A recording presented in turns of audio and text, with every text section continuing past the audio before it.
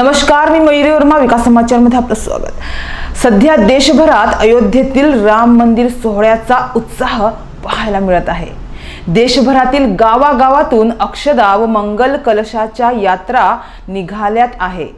त्यातच पालघरमधील यश येवले आणि अंकेश गुप्ता हे दोन तरुण अयोध्येला जाण्यासाठी थेट सायकलवर निघाले आहेत। आतापर्यंत त्यांचा 300 पेक्षा अधिक किलोमीटरचा टप्पा पूर्ण झालाय। 22 जानेवारी पूर्वी पोहोचण्याचा त्यांचा संकल्प आहे।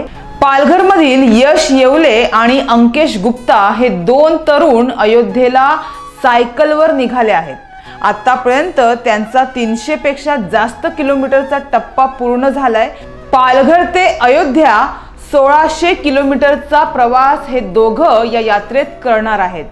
उत्तर प्रदेशातील श्रीराम प्रतिष्ठापना 22 जानेवारीला असून त्या अगोदरच तिथे जाऊन श्रीराम चरणी नतमस्तक होण्याचा त्यांचा प्रयत्न आहे।